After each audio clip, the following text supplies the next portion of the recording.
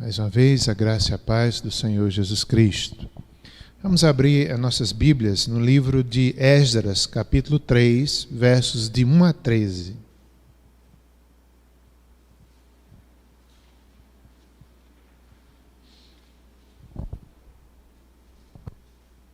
Vamos fazer a leitura desse texto.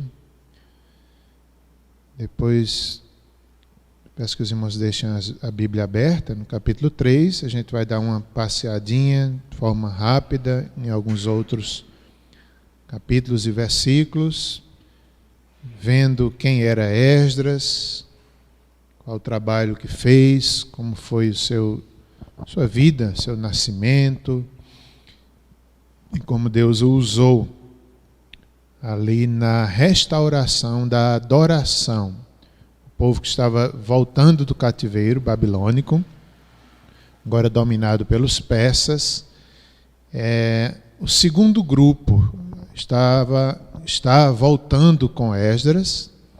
No capítulo 1 nós temos a lista do primeiro grupo, depois um tempo há um outro grupo que volta com Esdras, e Esdras tem esse papel ali tão importante na recondução do povo, a construção do altar, depois as bases, o alicerce do templo de Salomão que havia sido destruído, talvez uns 60 anos mais ou menos, ou um pouco menos antes disso.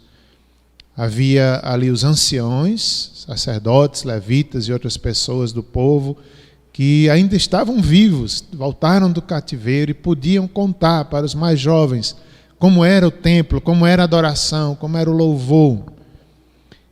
E o tema dessa mensagem de hoje é exatamente a adoração a Deus, o centro da nossa vida.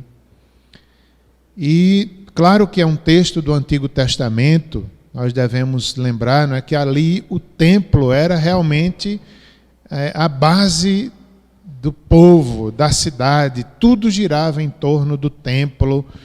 Eles precisavam viajar de longe para adorarem no templo, trazerem os sacrifícios. Claro que hoje no Novo Testamento é diferente.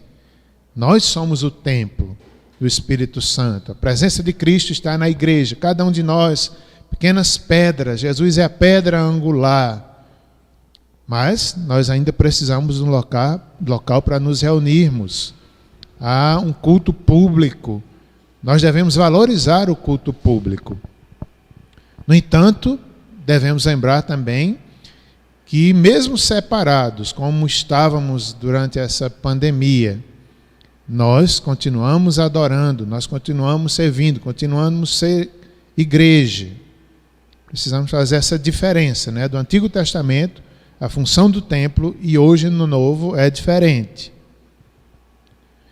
Mas a adoração continua, por meio de Cristo, por meio de Jesus, o nosso sumo sacerdote, aquele que é maior do que o templo, o Cordeiro de Deus, não mais os animais, bois, cordeiros, cabritos, não mais a morte daqueles animais, mas Cristo, Cordeiro de Deus, já morreu de fato. Por meio dele, nossa adoração, em espírito e em verdade. Vamos fazer a leitura do capítulo 3 de Esdras. É levantado o altar. Em chegando o 7º mês, e estando os filhos de Israel já nas cidades, ajuntou-se o povo como um só homem em Jerusalém. Levantou-se Jesua, filho de Josadaque, e seus irmãos sacerdotes, e Zorobabel, filho de Saaltiel, e seus irmãos, e edificaram o altar do Deus de Israel, para sobre ele oferecer holocaustos, como está escrito na lei de Moisés, homem de Deus. Firmaram o altar sobre as suas bases, e ainda que estavam sobre o terror dos povos de outras terras, ofereceram sobre ele holocaustos ao Senhor de manhã e à tarde. Celebraram a festa dos tabernáculos, como está escrito, e ofereceram holocaustos diários, segundo o número ordenado para cada dia. E depois disto, o holocausto contínuo, e os sacrifícios das festas da lua nova e de todas as festas fixas do Senhor, como também os dos que traziam ofertas voluntárias ao Senhor. Desde o primeiro dia do 7º mês começaram a oferecer holocaustos ao Senhor, porém ainda não estavam postos os fundamentos do templo do Senhor. Deram, pois, o dinheiro aos pedreiros e aos carpinteiros, como também comida, bebida e azeite aos sidônios e tírios, para trazerem do Líbano madeira de cedro ao mar, para Jope, segundo a permissão que lhes tinha dado Ciro, rei da Pérsia. Continuemos lendo agora, lançados os alicerces do templo. No 2º ano da sua vinda à casa de Deus em Jerusalém, no 2º mês, Zorobabel, filho de Saltiel, e Jesua, filho de Josadaque, e os outros seus irmãos, sacerdotes e levitas, e todos os que vieram do cativeiro a Jerusalém, começaram a obra da casa do Senhor e constituíram levitas da idade de 20 anos para cima, para a superintenderem. Então se apresentaram Jesua com seus filhos e seus irmãos, Cadmiel e seus filhos, os filhos de Judá, para juntamente vigiarem os que faziam a obra na casa de Deus, bem como os filhos de Henadade, seus filhos, seus irmãos, os levitas. Quando os edificadores lançavam os alicerces do templo do Senhor, apresentaram-se os sacerdotes paramentados e com trombetas, e os levitas, filhos de Asaf, com símbolos, para louvarem ao Senhor, segundo as determinações de Davi, rei de Israel. Cantavam alternadamente, louvando e rendendo graças ao Senhor, com estas palavras: Ele é bom, que a sua misericórdia dura para sempre sobre Israel. E todo o povo jubilou com altas vozes, louvando ao Senhor, por se terem lançado os alicerces da sua casa. Porém, muitos dos sacerdotes e levitas, cabeças de famílias, já idosos, que viram a primeira casa, choraram com alta voz, quando à sua vista foram lançados os alicerces desta casa. Muitos, no entanto, levantaram as vozes com gritos de alegria, de maneira que não se podiam discernir as vozes da alegria, das vozes do choro do povo. Pois o povo jubilava com tão grandes gritos que as vozes se ouviam de muito longe. Querido Deus, temos aqui na Tua palavra a adoração do Teu povo no Antigo Testamento. Eles cumpriram a Tua palavra, eles tiveram zelo, eles amaram a casa do Senhor. E nós também queremos, ó Pai, por meio de Cristo Jesus, hoje no Novo Testamento, também dar nosso melhor, todo o nosso ser, toda a nossa adoração, toda a nossa fé, seja a Ti, Senhor. Ajuda-nos a ter uma vida de adoração. Manifesta a Tua palavra, ilumina a Tua palavra diante de todos nós, abençoa cada casa onde o culto está sendo transmitido, cada um que está assistindo ou assistirá esse culto, onde participará pela internet. Em nome de Jesus te pedimos e te agradecemos. Amém. Bem, irmãos, vamos ver um pouquinho sobre Esdras, sobre esse livro, para depois a gente entrar no texto propriamente dito. O autor, é provável que Esdras foi o compilador dos livros de Esdras e Neemias, que originalmente formavam um único livro. Então, Esdras, ele era escriba, e uma das funções dos escribas do Antigo Testamento eram atribuições literárias. Então, é provável que Esdras ele tenha organizado esses dois livros aí, de Esdras e Neemias. Um escriba realmente era um trabalho maravilhoso de dedicação a Deus, na sociedade, na igreja, e assim era Esdras, como escriba. Os escribas do Antigo Testamento, eles administravam também os tesouros do templo, serviam como emissários da corte tinham funções literárias e eles eram mestres na lei de Deus. Inclusive o capítulo 7, verso 6, falando sobre Esdras, diz o seguinte: ele era escriba, versado na lei de Moisés. No capítulo 7, verso 10, porque Esdras tinha disposto o coração para buscar a lei do Senhor e para cumprir e para ensinar a Israel estatutos e juízos. Irmãos, isso é tão bonito na vida de Esdras, que era sacerdote também, da linhagem de Arão. Então, é muito importante, muito bonito ver a ação de Deus, porque Esdras, ele cresceu, provavelmente nasceu também no cativeiro. Era uma prova que Deus não esqueceu do seu povo.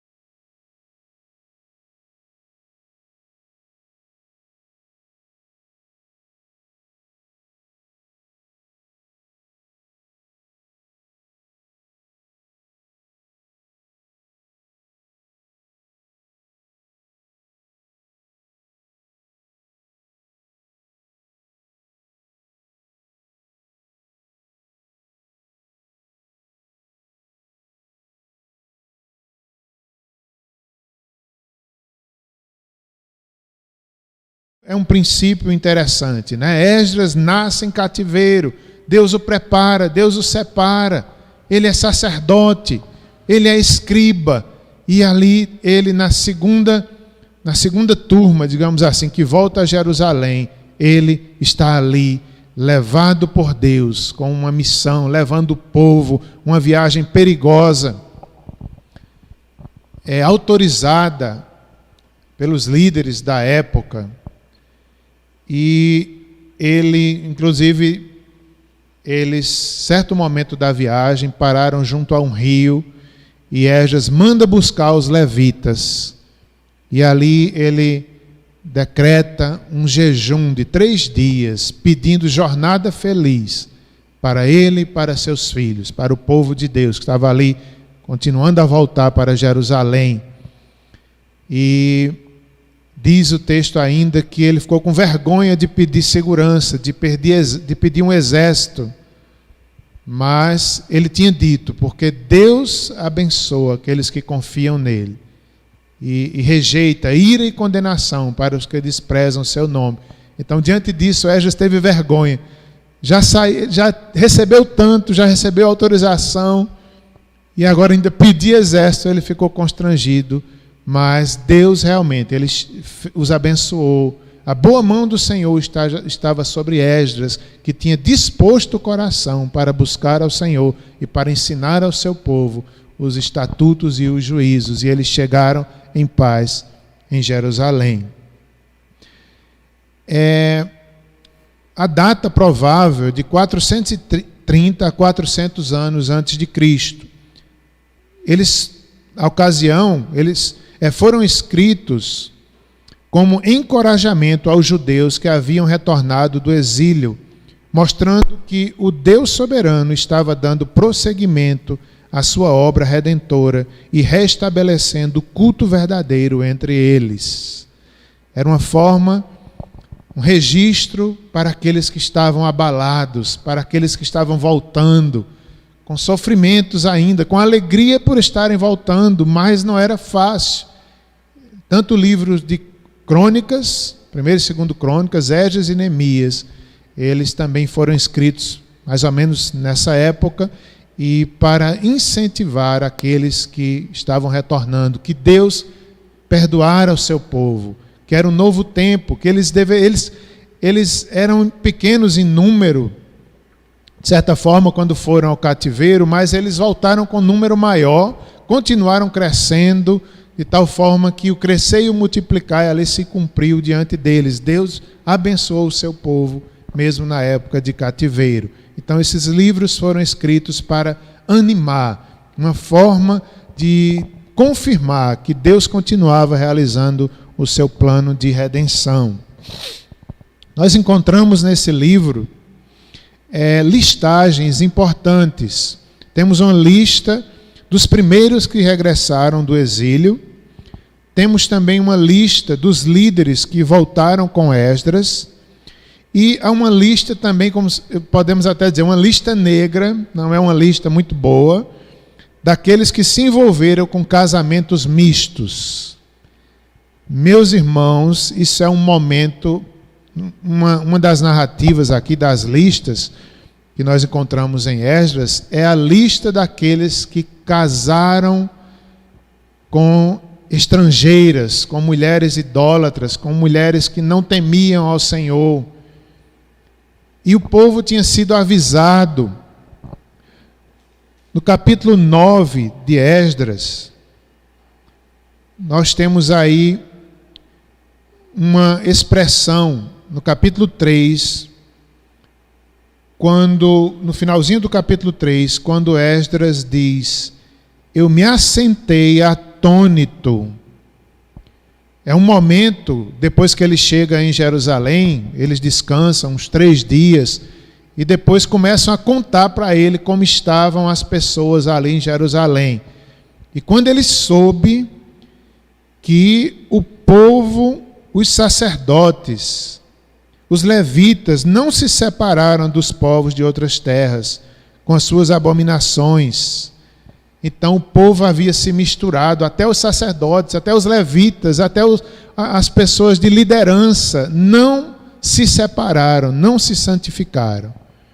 Quando Esdras sabe disso, diz aqui que ele se sentou atônito até a hora do sacrifício, verso 4. Na hora do sacrifício, diz o verso 5 do capítulo 9, ele se levantou da sua humilhação, com vestes e mantos rasgados, se pôs de joelho, estendeu as mãos para o Senhor Deus e disse: meu Deus, estou confuso e envergonhado para levantar a face diante de ti, meu Deus, porque as nossas iniquidades se multiplicaram sobre a nossa cabeça e a nossa culpa cresceu até os céus. Desde os dias de nossos pais até hoje estamos em grande culpa e por causa das nossas iniquidades fomos entregues, nós, os nossos reis, os nossos sacerdotes. Então, que momento triste, que momento também importante para que nós aprendamos com ele. Ele lamenta. Quando ele vê que o povo não se separou, que o povo não se consagrou, até os líderes, ele fica atônito. E ele não tem quase coragem de orar. Tem momentos que a gente está assim, irmãos. Tem momentos que a gente está atônito. Tem momento que a gente está com medo, tem um momento que a gente está desesperado. Esdras, ele chega ao ponto de dizer: meu Deus, estou confuso e envergonhado. Interessante aqui que não era por causa dos pecados dele próprio, mas como sacerdote ele se compadecia do povo e ele se identificava com aquele povo. Nós pecamos, nós erramos. Estou confuso e envergonhado.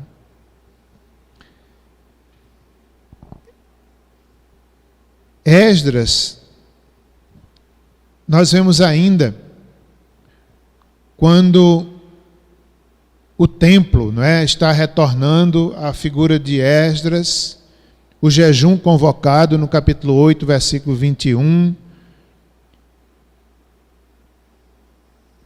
Jejum. Capítulo 8, 31, a chegada sem problemas em Jerusalém. Artaxerxes I, em 1458, foi o que enviou Esdras. Voltemos ao texto que foi lido, capítulo 3, verso 1 ao 7. A viagem de Esdras durou cerca de 4 meses, assim como também a viagem dos primeiros que vieram deve ter durado a mesma quantidade de tempo. É provável. Vamos voltar ao capítulo 3 e dar uma olhadinha nos versos de 1 a 7. Quando foi levantado o altar. Vamos lá. Quero destacar algumas coisas importantes nesses versículos. Primeira é quando nós temos uma expressão aí que diz: estando os filhos de Israel já nas cidades. Haviam chegado, né, os primeiros ali, retornado do cativeiro, e eles tiveram cerca de 6 meses para se reorganizar. No entanto, a situação ainda era difícil. Terras não lavradas, cidades em ruínas, tudo fora de ordem. Uma outra expressão que ainda nós temos aí é que diz: e edificaram o altar do Deus de Israel. O que é que nós aprendemos com esses primeiros versículos aí? Versículo 2 diz que eles edificaram o altar de Deus. Diz também que eles estavam juntos, unidos, que a liderança estava unida. O que é que eu quero ressaltar aqui? É a prioridade da adoração, do altar ao Deus de Israel. Vejam que eles tinham trabalhos a fazer, as cidades ainda estavam em ruínas, plantações, terrenos, tudo fora de ordem, mas eles priorizam o altar do Senhor. Isso é muito interessante, há uma lição muito importante aqui. Às vezes, né, nós encontramos, hoje em dia, pessoas que dizem: não, eu vou colocar minha vida em ordem, depois eu vou buscar a Deus. Às vezes alguns jovens dizem: não, eu vou me organizar, quando eu estiver muito bem, eu vou me converter. Não é assim. Nós aprendemos aqui com eles que eles não estavam tão bem, as cidades estavam difíceis, a coisa ainda estava muito difícil, mas eles se juntaram, se uniram. Ajuntou-se o povo como um só homem, diz o versículo 1. Como um só homem, unidos no propósito. Deus abençoa quando nós estamos unidos em propósito. E ali eles edificaram o altar de Deus. Vejamos a prioridade que deram ao altar. Eles edificaram o altar. Eles, de certa forma, eles estavam dizendo: Deus, Tu és a nossa prioridade. Eram muitos os inimigos, as nações vizinhas. Eles estavam ali reconstruindo, os inimigos querendo impedir, mas era como se eles estivessem dizendo: Deus está conosco, nós estamos com Deus, Deus é nossa prioridade. Que coragem eles tiveram ali diante dos inimigos de edificar o altar de Deus. Coragem, força, fé para reiniciar ali o templo, começando pelo altar, pelos sacrifícios, pela adoração.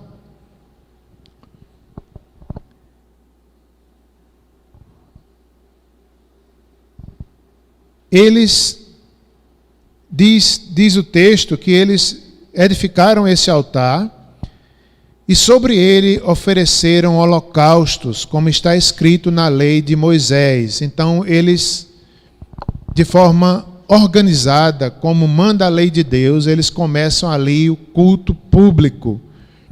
Provavelmente o sacrifício nunca parou em Jerusalém, mas aqui era conforme as prescrições de Moisés. E ali, de manhã, à tarde, eram oferecidos aqueles holocaustos. E as celebrações das festas. Eu quero dar uma olhadinha sobre essa questão dos holocaustos. O que era o holocausto? Né? Nós temos em Levítico, capítulo 1, ali as descrições do que era o holocausto. Era o principal tipo de oferta que eles davam ao Senhor como adoração, também como expiação do seu pecado. aquela oferta, como por exemplo um boi, que era o mais caro a ser dado para as famílias mais ricas, ele representava o pecador. Então o povo estava ali, inclusive se colocava a mão sobre a oferta para haver uma identificação entre a oferta e o ofertante. Era como se dissesse assim: ele está morrendo em meu lugar. Era como se o ofertante dissesse: eu pequei, eu mereço morrer, mas esse animal vai morrer por mim, me representando. Claro que não eram só bois, eram também cordeiros. Assim, até as famílias mais pobres eram animais domésticos, por exemplo, as pombinhas, que poderiam ser levados. Também haviam cereais, azeite e vinho, uma forma de adoração, uma identificação, como se estivesse se entregando a si próprio a Deus. E os judeus, que retornavam, eles queriam se dar para Deus. Eles queriam ser conhecidos, eles queriam ser ratificados, melhor dizendo, como povo de Deus, como povo da aliança. Por isso que era tão importante a reconstrução do templo, começando pelo altar. Era a vida deles entregue a Deus. Esses animais que eram ali oferecidos, eles deveriam ser machos, sem defeito, e assim ninguém enganava Deus. Não adiantava também trazer os melhores animais, os animais saudáveis, se o ofertante ele não estivesse fazendo de coração. Podia trazer 1000 animais, mas ninguém enganava a Deus. Nós encontramos também algo a respeito disso, como Deus não se deixa enganar, lá em Malaquias, quando o povo estava trazendo animais doentes, cegos, coxos, desrespeitando o culto a Deus, colocando a mesa do Senhor de forma desrespeitosa, sem seguir o cerimonial, sem seguir a lei de Moisés, e Deus repreende ali o seu povo, através do profeta Malaquias, e chega ao ponto de Deus dizer: apresentem esses animais para o governador para ver. Vocês têm coragem de apresentar para o governador esse animal que vocês estão trazendo para mim? Se vocês fossem levar um presente para o governador, vocês levariam assim um animal doente, cego, aleijado? É isso que vocês estão fazendo comigo, no culto, trazendo o pior que vocês têm.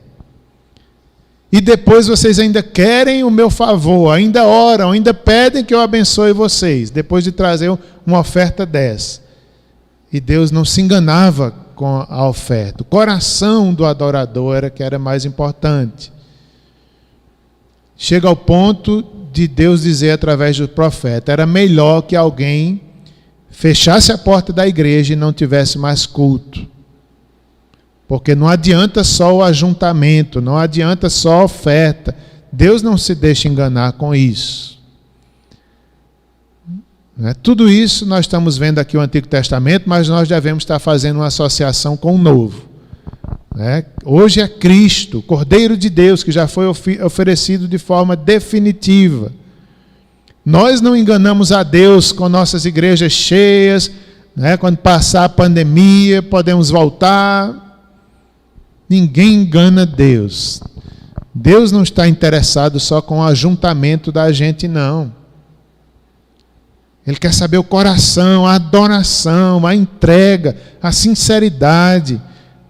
Cristo é nosso mediador. Adoramos em espírito e em verdade.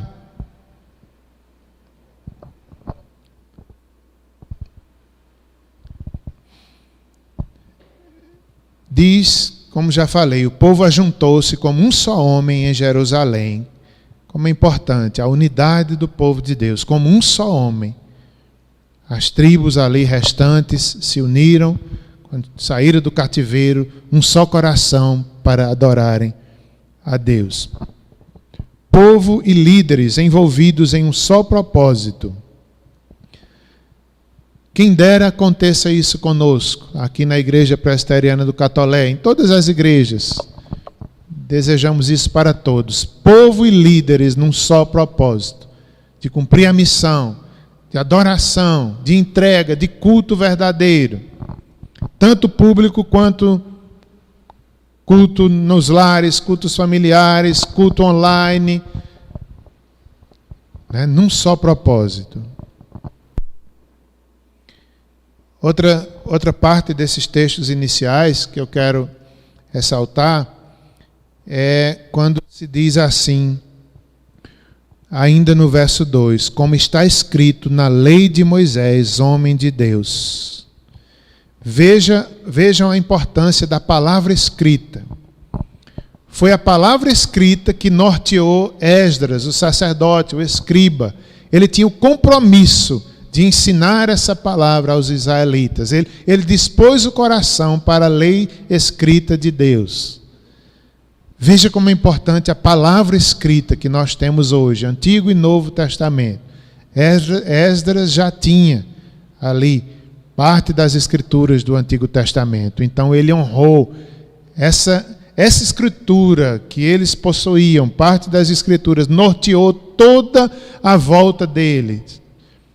Todo ali o recomeço do altar, depois do templo, depois dos levitas, sacerdotes, eles fizeram tudo conforme a lei escrita de Deus. Por isso que nós não podemos deixar a palavra de Deus do lado. É ela que norteia o povo de Deus. Como está escrito na lei de Deus. A palavra escrita de Deus foi instrumento por Deus, para Deus cumprir o seu plano de redenção. Diz ainda esses primeiros versos que eles estavam, no capítulo 3, falando sobre a situação que eles estavam naquela época. Eles estavam sob o terror dos povos de outras terras. Então, era um tempo de terror, um tempo de dúvidas, um tempo de ameaças. Eles estavam sem muros em Jerusalém. Era eles trabalhando e os levitas vigiando para que os inimigos não viessem. Que tempo difícil. Mas eles foram corajosos e fundaram ali o altar. Antes dos muros, antes do próprio templo, antes dos alicerces, o altar foi edificado. Essa coragem deles foi provada logo mais à frente, quando tiveram que parar as obras do culto, as obras do templo. Os inimigos vieram, questionaram e conseguiram parar.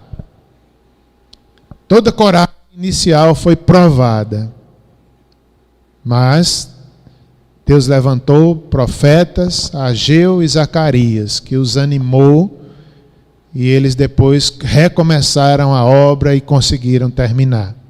Veja a importância dos profetas. Deus levantou Jeremias, depois levanta Ageu, Zacarias, o Espírito de Deus veio sobre eles e animou o povo, e o templo foi reconstruído. Essa coragem deles foi provada, logo, logo. Não foi fácil, não.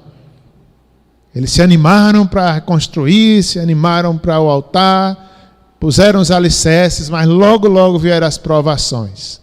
A coragem foi testada, a fé foi testada. Vamos para a segunda parte, agora versos 8 a 9, que foi o momento onde os alicerces do templo foram postos. Que alegria! Imagina a alegria daquele povo. Eles já tinham tido uma grande alegria só em ver os utensílios da casa de Deus voltarem da Babilônia. Como o profeta Jeremias anunciou, assim aconteceu. Os primeiros que vieram trouxeram os utensílios de ouro, de prata e outros. E que alegria! Deus cumpriu a sua promessa. Deus ainda amava o seu povo. E agora, um novo momento de alegria. Os alicerces são postos. O verso 8 diz que Zorobabel e Jesua e outros seus irmãos sacerdotes e levitas e todos os que vieram do cativeiro a Jerusalém começaram a obra da casa do Senhor. Num só propósito. Aqui, mais uma vez, eu chamo a atenção. Como é importante quando os líderes estão unidos, estão ali num só propósito, a igreja também. Foi isso que aconteceu. Todos queriam o templo de volta.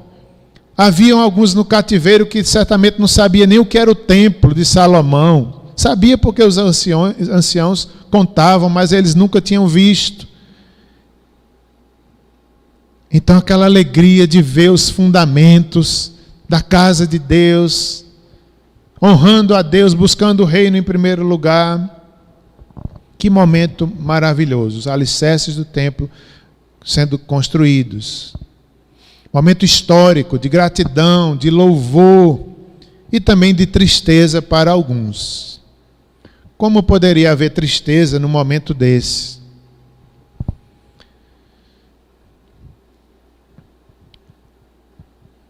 Os versos 10 e 11 nos mostra a forma que Deus foi louvado naquela ocasião. Os versos 10 e 11 nos diz que quando os edificadores lançaram os alicerces do templo do Senhor, apresentaram-se sacerdotes, Deus foi louvado naquele momento, os sacerdotes com trombetas designados por Moisés, os levitas com símbolos designados por Davi, e eles ali juntos, paramentados com trombetas, com símbolos sonoros, para louvarem ao Senhor segundo a determinação de Davi, rei de Israel. O verso 11 diz que eles cantavam alternadamente, louvando e rendendo graças ao Senhor, com estas palavras: Ele é bom e a sua misericórdia dura para sempre. Inclusive é o tema do Salmo 136. Ele é bom e a sua misericórdia dura para sempre. Há um comentário aqui do Matthew Henry que eu quero dizer. Qualquer que seja a nossa condição, independentemente das nossas aflições e medos, que seja confessado que Deus é bom, e independentemente do que falhar, a sua benignidade não falhará. Então isso é uma interpretação aqui do Matthew Henry, que nos ensina isso, independente de qualquer que seja nossa condição, como igreja, como filhos de Deus, mesmo nas nossas aflições e medos que temos durante nossa jornada aqui na terra, que seja confessado que Deus é bom. Foi isso que eles fizeram. Sacerdotes com trombetas, levitas, ali os levitas também, com símbolos sonoros, eles diziam e cantavam alternadamente: Ele é bom e sua bondade, sua misericórdia dura para sempre. E isso é a essência da adoração, a gratidão, o reconhecimento de quem Deus é. Deus é bom, ainda que as circunstâncias estejam difíceis. Deus é bom, ainda que o templo só tivesse os alicerces. Deus é bom. Nós não podemos esquecer o adorador. O adorador não pode negar a bondade de Deus.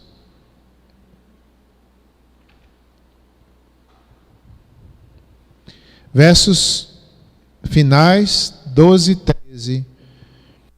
O povo foi profundamente tocado naquele momento. Diz o verso 11 ainda que todo o povo jubilou com altas vozes, que se ouvia de longe os gritos de alegria, também o choro dos anciãos se ouvia de longe. Foi um momento inesquecível. O povo foi profundamente tocado por Deus, né? Grande emoção ali, apenas nos fundamentos ali da casa de Deus.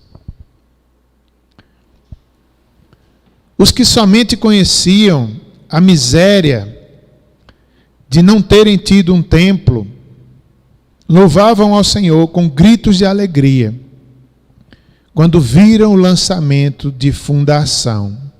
Imagina aí, aqueles jovens que vieram do cativeiro, estavam conhecendo Jerusalém, sabiam da sua glória, da aliança que Deus fizera com eles. Então, para aqueles jovens, era um motivo de grande alegria, os fundamentos, os alicerces, eles se alegraram, gritaram, louvaram ao Senhor, dizendo: o Senhor é bom.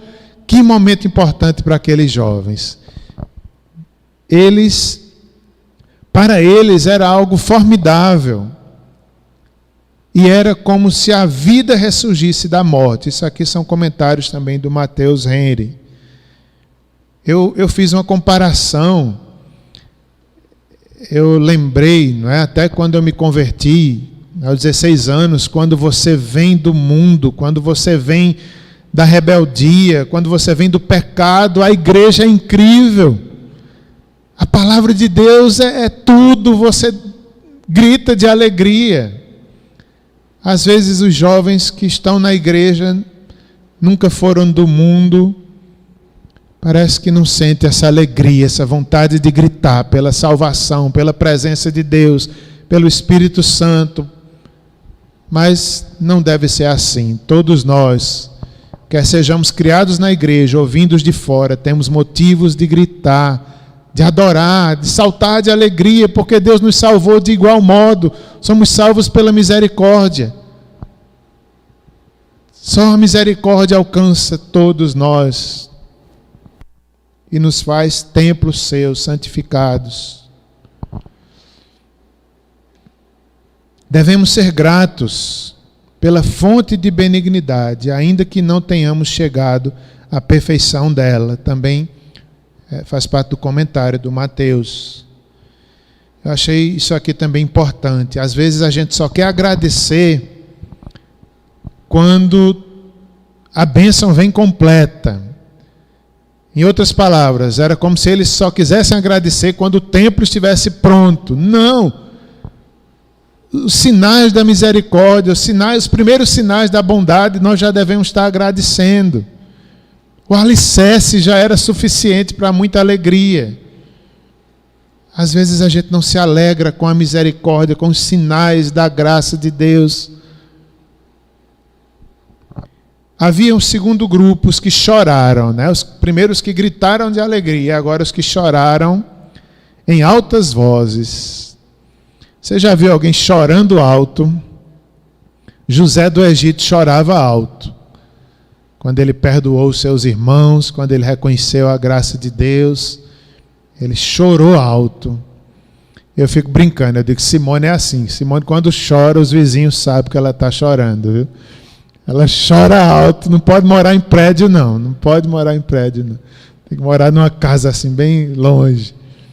Parece que eu estou dando uma pisa nela, meu Deus. Chora, eu digo, Simone, deixa eu chorar, na presença de Deus, eu estou me alegrando, eu estou chorando, clamando. Eu digo, tá bom, chore, pode chorar. Então, esses irmãos, os mais velhos, eles choraram ali em altas vozes, ouvia-se de longe. Alguns idosos que viram a primeira casa, a glória, o esplendor, a majestade do templo, a majestade do Senhor, a majestade da construção, nesse sentido também, os ornamentos da casa de Deus, eles observaram quão inferior era esse em relação ao de Salomão. Certamente eles lamentavam o pecado que ocasionou a destruição do primeiro templo e o cativeiro. Se realmente o choro foi por isso, foi um choro justificável e até louvável, né? Se esses anciãos estavam chorando, lembrando como o pecado é mau, que foi por causa do pecado que o primeiro templo foi destruído, que foi por causa do pecado que eles foram para o cativeiro, se eles estavam ali lembrando disso e chorando, é louvável. É entendível.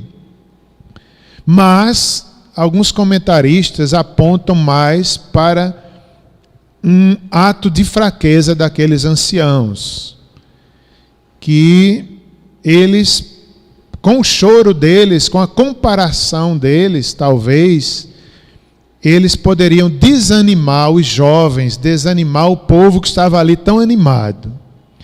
É provável que sim, porque na Bíblia nós encontramos outros momentos parecidos com esse, que Deus repreendeu aquelas pessoas que não valorizavam os começos simples, os recomeços pequenos. Às vezes o povo não valorizava o que Deus estava fazendo. Nós temos um exemplo disso em Zacarias 4:10, os pequenos começos. E além do fato de que eles tinham muito mais do que mereciam, estava voltando do cativeiro, Deus estava restaurando o seu povo, então eles não tinham motivo nem para lamentar e nem para desanimar os mais jovens. É provável que isso tenha acontecido. E aqui também fica uma lição para nós. Nós não devemos desprezar aquilo que Deus está fazendo de forma simples, os pequenos começos de Deus. Nós devemos estar atentos. Os pequenos recomeços de Deus podem surtir em grandes bênçãos, em grandes feitos. Não menosprezemos os pequenos começos. É aquela história, né? 5 pães e 2 peixinhos. Não menosprezemos. Ah, não, eu só gosto quando Jesus faz o milagre da multiplicação, né? 200 e tantos peixes.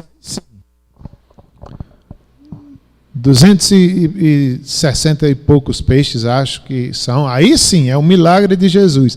Mas 5 pães e 2 peixinhos, não tem graça, não.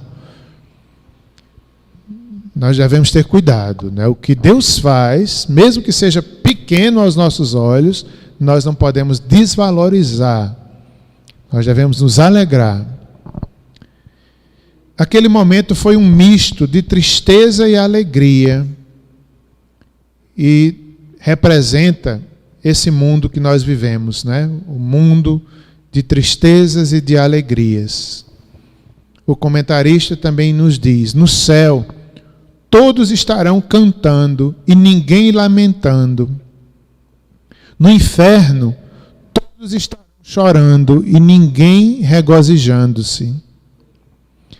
Vamos aprender a alegrar-se com os que se alegram e a chorar com os que choram.